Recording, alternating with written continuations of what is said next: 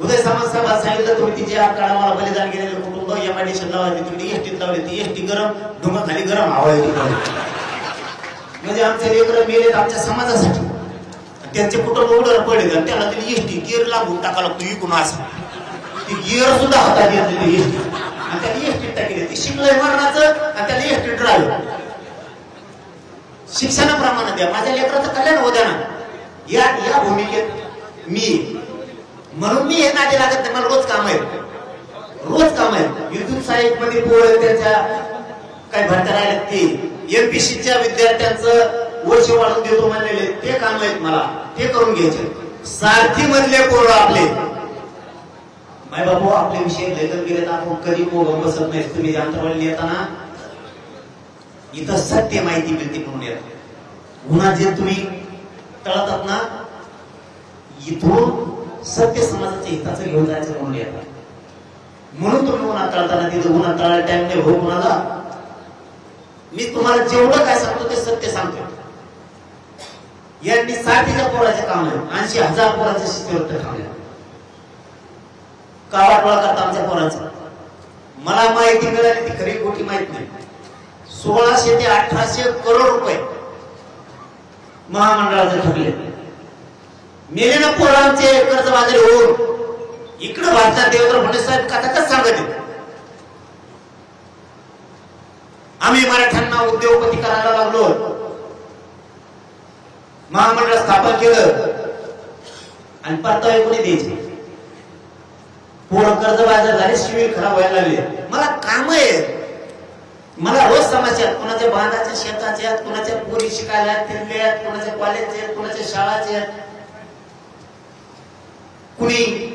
दवाखान्यात आहेत कोणाचा ऍक्सिडेंट झाला मला रोज ते काम आहेत मला समस्या सोडायला लागतात बोलणाऱ्या लोकांच्या समस्या सोडायच्या उठला की फक्त बोलायचं दुसरं आहे का कुत्र तरी का दारात मला रोज काम करायचं आणि मी समजा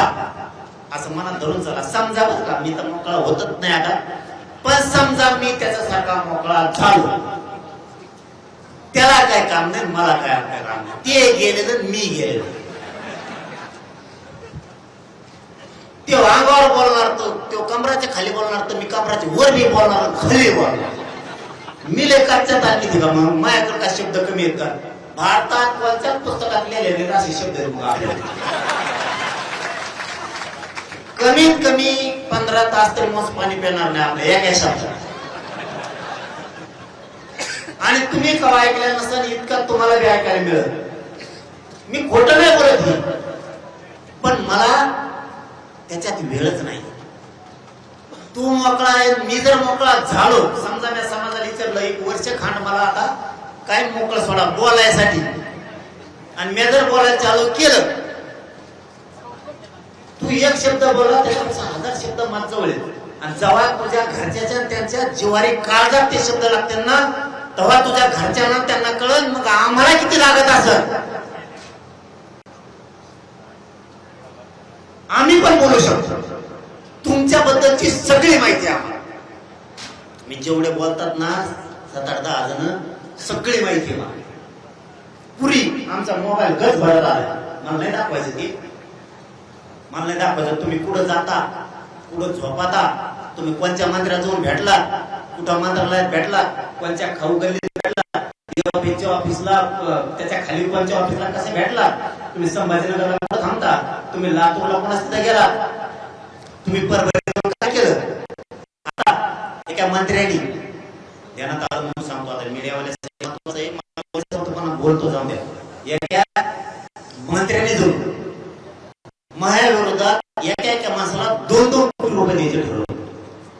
संघटनेला एका संघटनेला 2 कोटी जरांगे पाटलाच्या विरोधात बोलायचं 15-16 पट आकडा गेला त्यांचा फुकट पैसे मिळणार त्याच्या 2 कोटी तुझ्या जरांगे पाटलाच्या विरोधात बोलायचं ना ही लय गंभीर बाब आहे आणि मला माहिती कळेल मला माहिती कळाली मी म्हणलं त्याला मला नीट काय म्हणलं बरं का मी खोटं नाही बोलत आज सांगून टाकतो तुम्हाला म्हणलं नीट काय तो या मतदारसंघात तुला फिरतात नाही कशाला गाडीत लावून गुतून घेतो